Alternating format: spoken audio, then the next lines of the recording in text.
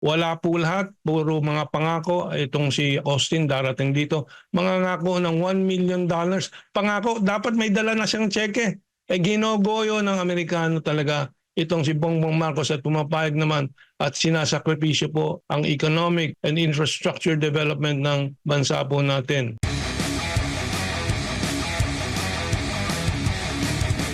Dahil abala ang ating mga iba't ibang mga bansa na kapitbahay sa pagpapalago ng kanilang ekonomiya. Nakalipas lang, nagkaroon ng BRICS, kung maalala nyo po, at marami sa mga bansa dito sa Southeast Asia ang talagang nagpahayag ng pagnanais na makasama nga dyan sa BRICS na yan. At walang ibang layunin niya, no? Sa pagpapalago ng ekonomiya. Bilyon-bilyon ang market dyan na tao, no? Kung sa lahat ng mga members ng BRICS. At ngayon, itong APEC naman, regular din naman ginagawa ito, ay nagpulong dyan po sa Peru. Maganda rin yung mga pinag-uusapan. Anyari sa Pilipinas, Prof?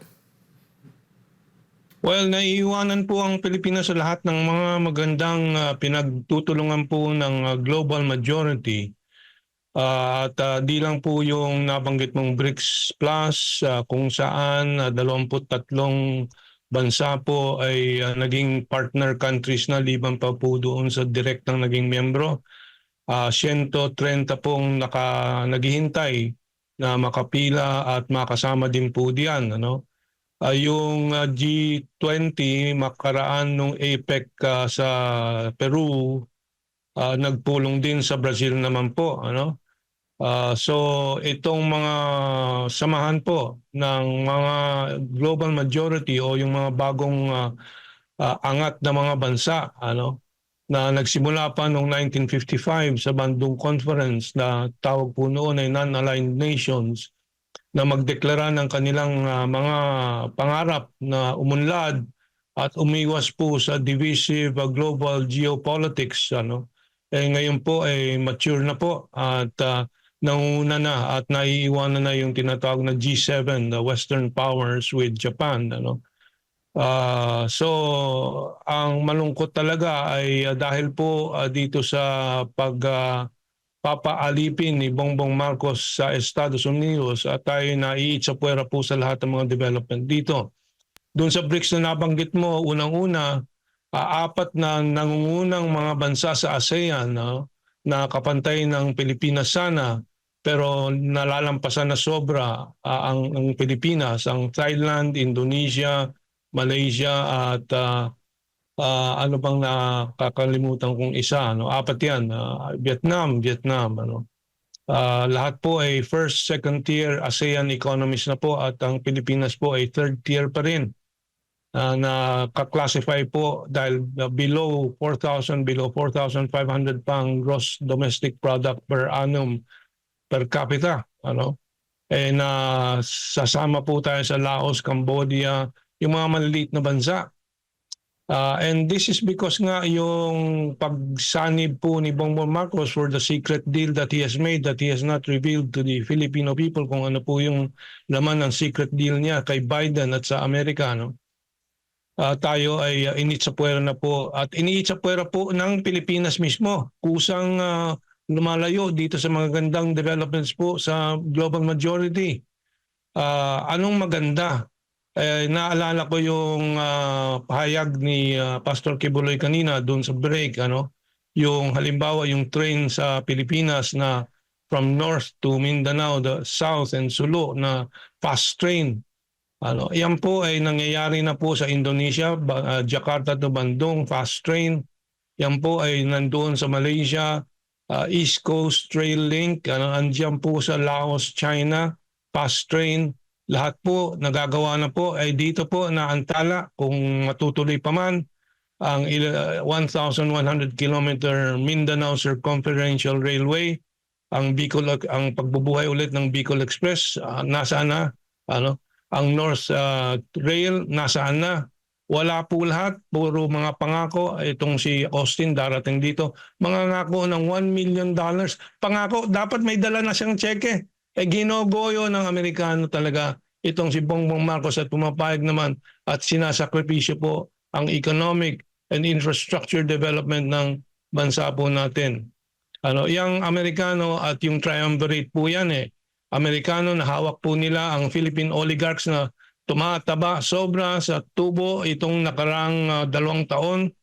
At doon sa pangatlong sa triumvirate na po yan po ay yung corrupt bureaucratic politicians na nagpapasasa po dito sa atin.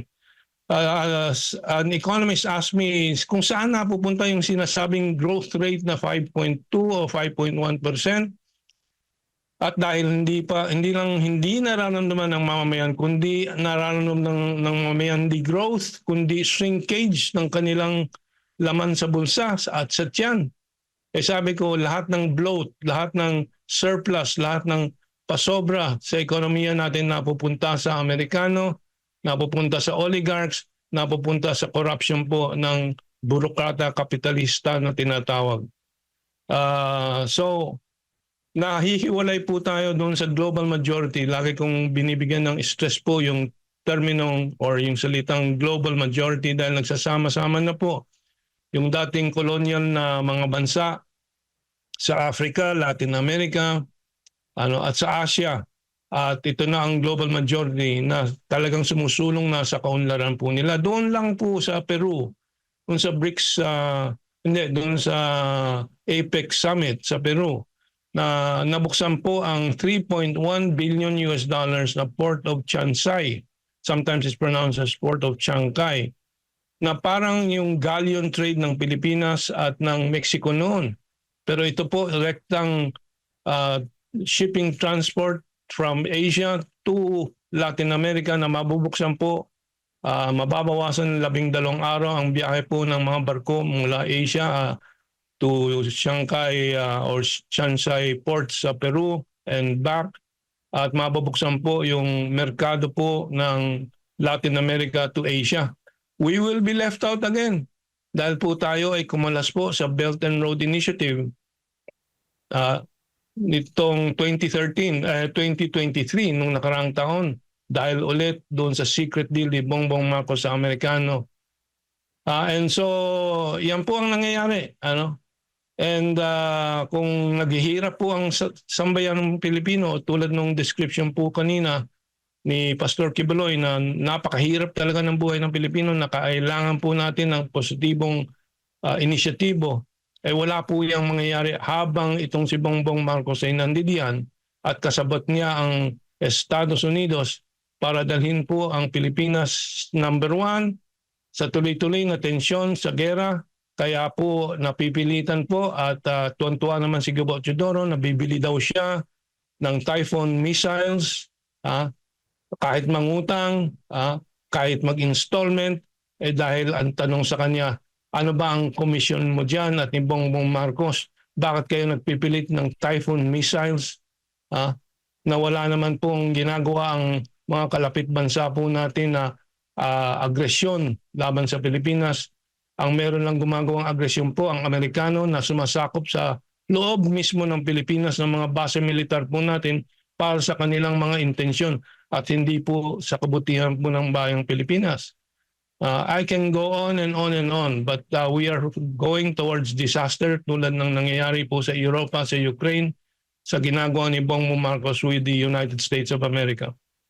Opo, Prof, at dito nga sa usapin ng kalamidad, dapang-dapa nga ang ating bansa.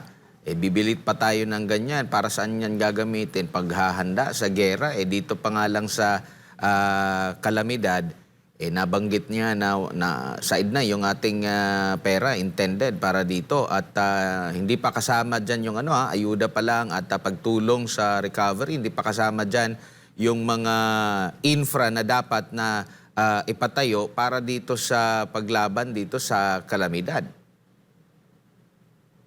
Well, malinaw na malinaw po, no? Yung halimbawa, yung piso bumabagsak na and expected to be 59 to the dollar. So the situation is really critical para sa ating taong bayan, and what more can be said? Ano? Eh talagang naghihintay na lang ng revolusyon na sana mapayapa ano na ang bayang Pilipinas ano. At ako talaga open naman ako na nagpapaliwanag sa ating militar na responsibility nila sa taong bayan ng kanilang gampanin at hindi po dito sa presidente na lumalabag na talaga sa mga utos ng ating saligang batas to serve the people. Ano, he's serving himself and his class of corrupt political elite families. Malaking problema po and we really have to think about political change. Of course, tulad ng ginagawa po ni Pastor Kibuloy, ang laban po niya ay parliamentary action by running for the elections, which is good. And let's hope the next election will put Pastor Kibuloy and the opposition politicians na kapanig po ni Duterte sa Senado para mapigilan na po itong pang-aabuso po ng Senado at Kongreso under BBM. Sa mga kapitbahay natin dito sa Timog Silangang Asya, Prof, kagaya po ng Lao na ungusan na tayo sa tourist arrival, no?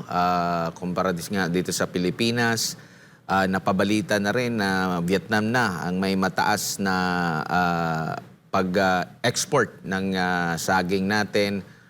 Nahuhuli na tayo. At wala bang epekto in terms of ekonomiya itong pagpanig natin lalo sa US? Yung ibang mga bansa nakapokus din dito sa China na mapaigting yung kanilang ugnayan. Pero tayo, lumalayo tayo. Meron bang napalana na malinaw, Prof? Well, nabanggit mo na yung mga resulta ng ginagawa ni Bongbong Marcos na pag-akap po sa Estados Unidos. No? Nawawala na po ang ating banana market at may peligro po na lalong bumagsak pa po yan dahil po dito sa Shanghai port ng Peru with Asia, with China.